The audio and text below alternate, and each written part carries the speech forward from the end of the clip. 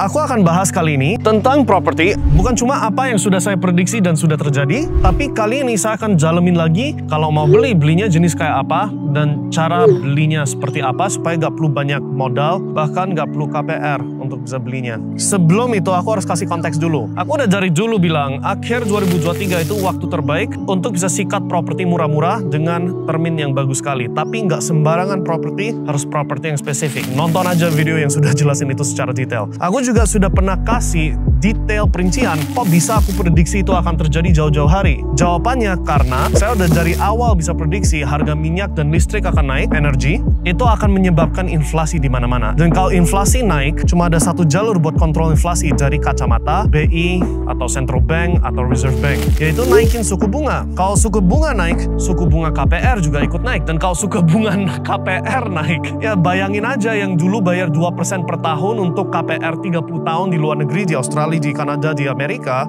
yang dulunya yang cicil cuma 20 juta per bulan karena hanya bayar bunga, nggak bayar bunga dan pokok untuk 3, 4, 5 tahun pertama, sekarang harus bayar double. Yang dulu bayarnya cuma 20 juta sebulan, harus bayar 40, 50 juta sebulan. Ya kebayangkan, pasti macet. Nggak mungkin enggak. So, timingnya adalah akhir 2023 ini mulai banyak yang macet. Bagi yang nggak percaya, yang kritis saya, ini saya putar dulu videonya. Australia's mortgage crisis is becoming a powder keg. Millions are now in financial stress. And tonight we can reveal which areas in the state are in need of the most urgent help. Almost a third of all Australian mortgages have tumbled into stress, 1.5 million now teetering on the edge as the Australian home ownership dream becomes a curse, with researchers today confirming the intense damage being done by a dozen rapid-fire interest rate hikes.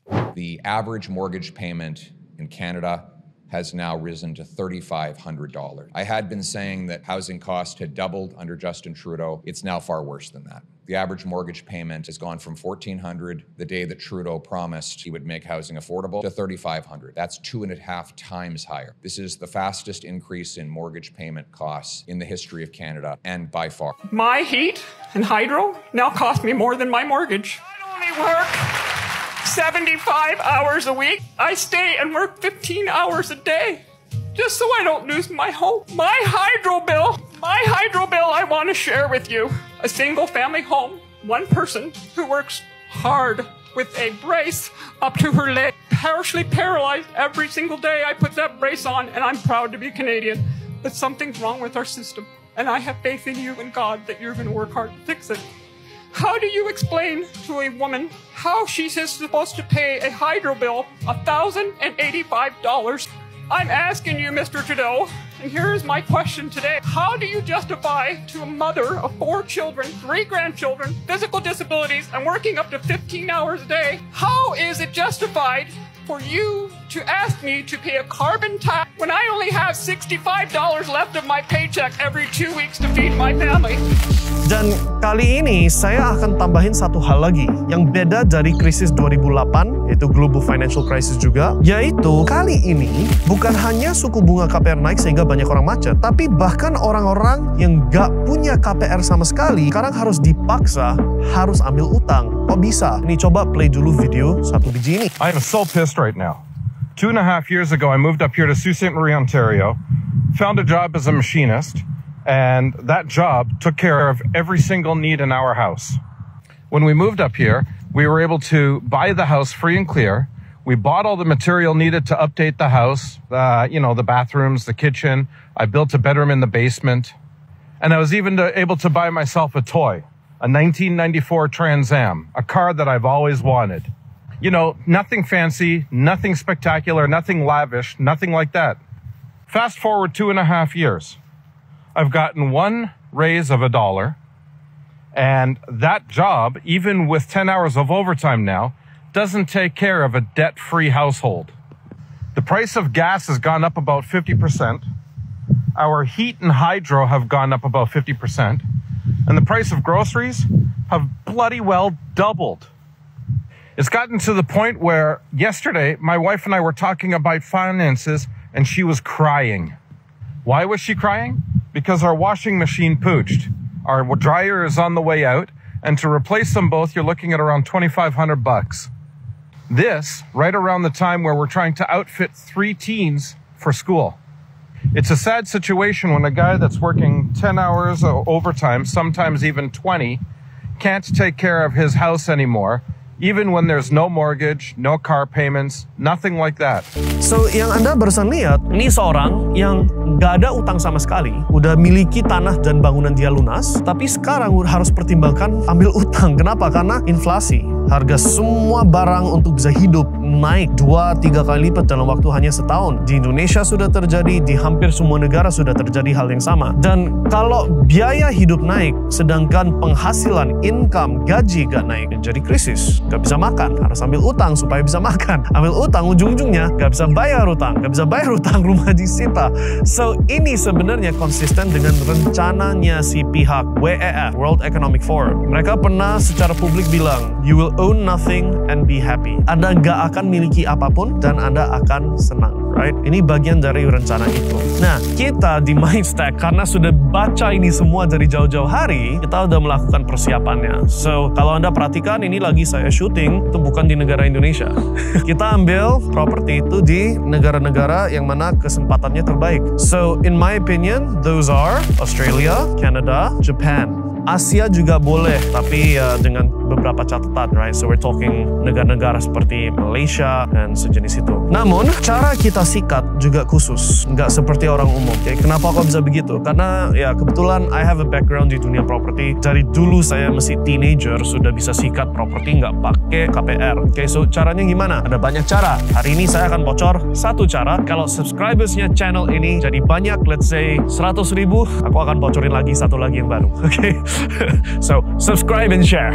Nah, strateginya apa? So, dulu saya itu kerjaannya nyari orang yang macet kredit. Gak bisa bayar KPR, ada yang maybe 3 bulan gak bayar, 2 bulan gak bayar, udah mulai disita sama bank atau mulai dikirimin surat menyurat. So, saya menyadari satu hal. Kalau rumahnya nilainya misalkan 1M, utangnya gak mungkin sama-sama 1M. Kenapa? Karena bank selalu minta DP, right? So, kalau nilai rumahnya 1M, biasanya utangnya sekitar 700 juta. Kurang lebih lah. So, ini kita omong tanpa nego deal harga 1M-nya turunin ya. Kita omong sama-sama bayar 1M. Sebenarnya komposisi pembayarannya 700 juta ke bank, 300 juta ke pemilik.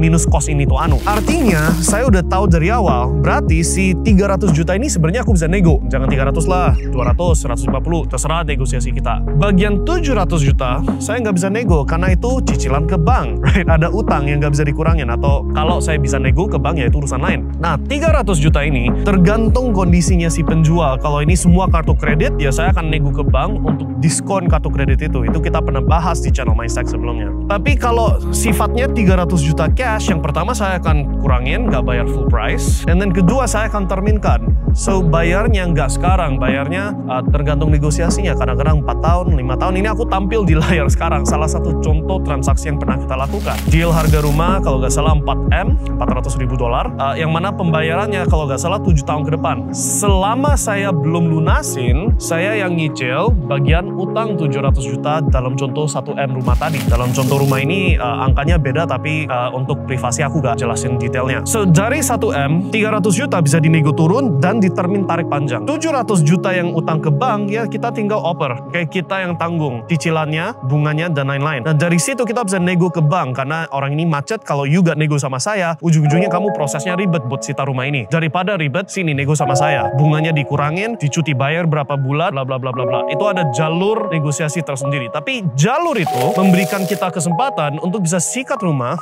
gak perlu ajukan apa-apa KPR, nggak perlu DP, nggak perlu BI checking, nggak perlu slip gaji, semua itu nggak perlu. Tinggal ambil ahli dari seorang yang pepet duit, yang nggak bisa lagi bayar rumah dia. That is exactly strategi yang sekarang ini kita lagi kerjakan bukan di Indonesia, tapi di kegiatan kita sekarang ini yang mana kita lagi aktif sikat property. Dengan kita melakukan itu, artinya apa? Kita punya dana lebih buat masukin ke aset bagus seperti Bitcoin dan cryptocurrency, yang mana ini sudah kita prediksi jauh hari banget akan roket naik tinggi, puncak di 2025. Kita udah bilang itu dari jauh-jauh hari. Uang yang yang sudah masuk Bitcoin nggak perlu kita kutik sama sekali. Sedangkan properti yang kita lagi sikat-sikat sekarang itu cuma modal bayar $1, bayar duit kecil relatif ke nilai rumahnya atau nilai propertinya. Dan ya memang harus nyicil bunga, itu betul. Tapi itu ada strategi-strategi lain, bisa disewakan, bisa diapa, sehingga cicilannya ya mungkin nggak cover 100% tapi bisa seminimal mungkin demi dapat properti yang sudah duluan murah dari awal kita beli dan ada potensi recover naik lagi 5, 8, 10 tahun ke depan.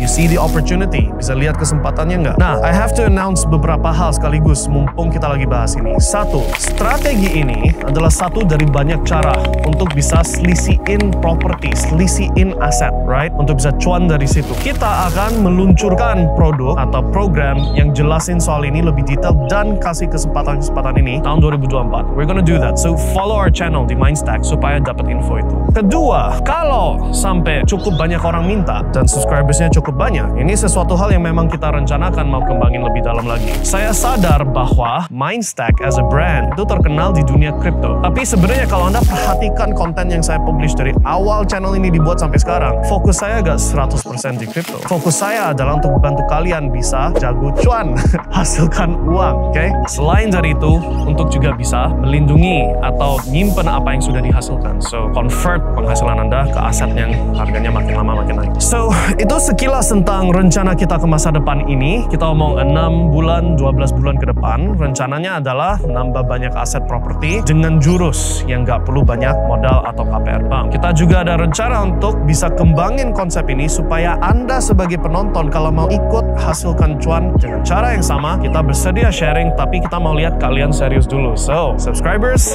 naikin, right? Dan follow channel ini karena kita akan launching informasi itu dan program itu tahun 2024 yang akan datang. So, see you guys next year tentang itu. Good luck. Ini kesempatan kali seumur hidup and semoga banyak kesempatan untuk Anda bisa ikut jadi orang sukses ya. Subscribe, comment, share, reposting video ini kemana-mana and we'll see you guys di video selanjutnya. Bye.